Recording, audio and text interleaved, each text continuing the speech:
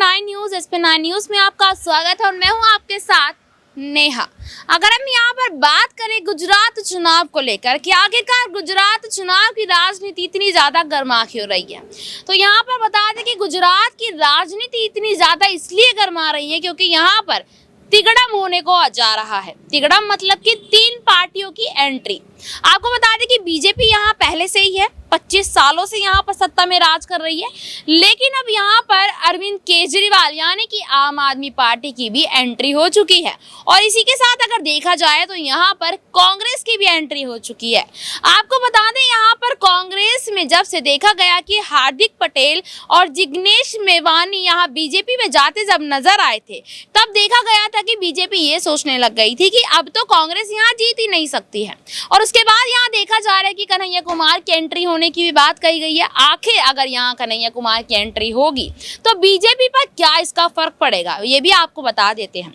बता दें आपको कि कन्हैया कुमार अगर यहाँ गुजरात चुनाव में कांग्रेस की तरफ से उतरते हैं और आम आदमी पार्टी भी यहाँ पर उतर तो चुकी है, लेकिन कोई ऐसा चेहरा यहाँ उतारेगी जिससे फर्क पड़ेगा यहाँ बीजेपी को, तो यहाँ बड़ा ही देखना ज्यादा दिलचस्प होगा कि आखिर बीजेपी क्या यहाँ पर एक्शन लेगी।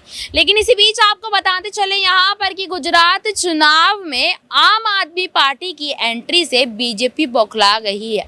आपको बता दें कि थोड़े दिन पहले यहाँ पे अरविंद केजरीवाल की एक सभा हुई थी, तो उस सभा के दौरान देखा गया था कि यहाँ 90 से 95% के बीच में युवा सबसे ज्यादा शामिल थे अरविंद केजरीवाल की सभा में, जिसको देख यहाँ बीजेपी के होश उड़ गए थे।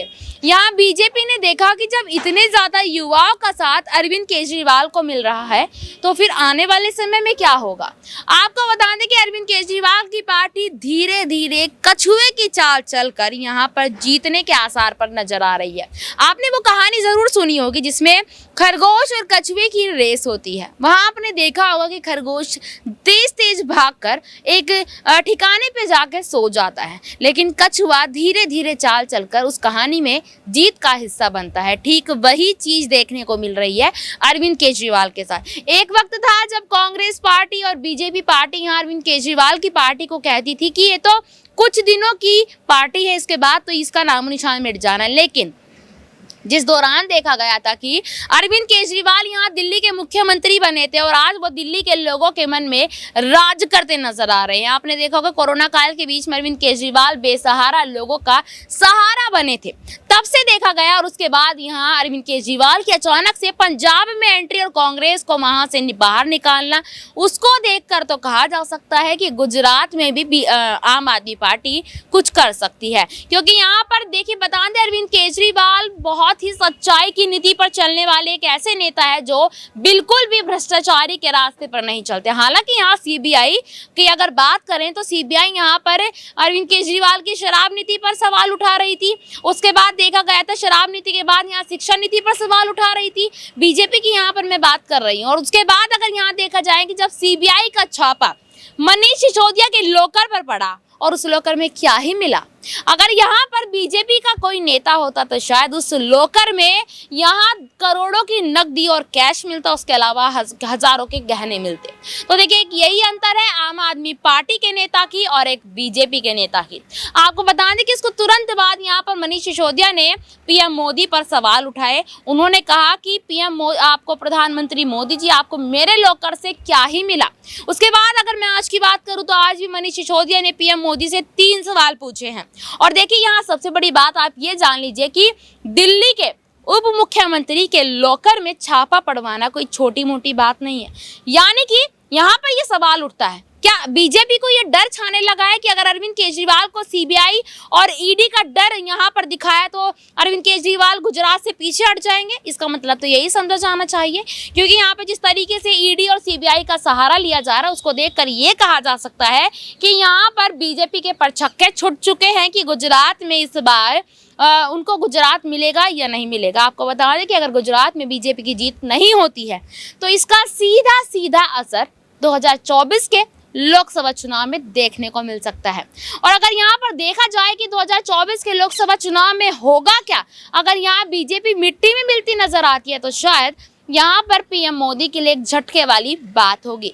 आपको बता दें कि यहाँ पर देखा जा रहा है कि अरविंद केजरीवाल के इतने ज्यादा ऊंचाइयों को देखकर देश के प्रधानमंत्री मोदी और अमित शाह के होश उड़ चुके हैं कि आखिरकार अरविंद केजरीवाल कैसे यहाँ दिल्ली से पंजाब और पंजाब से अब गुजरात की तरफ बढ़ते दिख रहे हैं। और फिर उसके बाद यहाँ देखा जा सकता है कि हिमाचल प्रदेश में भी चुनाव है, विधानसभा चुनाव, उसमें भी वहाँ अरविंद केजरीवाल की एंट्री हो सकती है।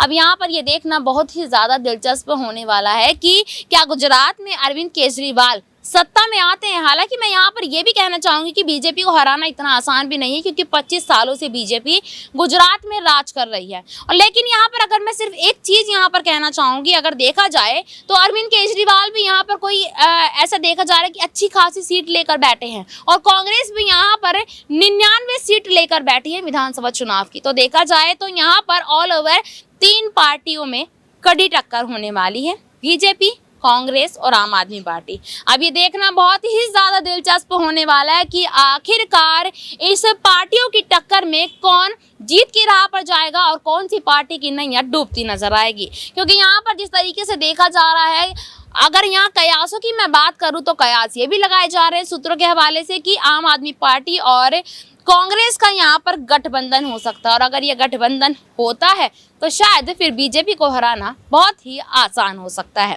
आपको बता दें कि आने वाले समय में क्या होगा गुजरात में ये कहना मुश्किल है, लेकिन अगर ये गठबंधन की सरकार बनती है तो बीजेपी के लिए वाकई में बहुत ही बड़े संकट के बादल यहाँ पर मंडराते नजर आएंगे। आपको यहाँ पर यह भी बता दें कि आने वाले समय में गुजरात चुनाव को लेकर जो खबरें सामने आ रही हैं कि अरविंद केजरीवाल यहाँ पर सत्ता की कुर्सी पर बैठ सकते हैं।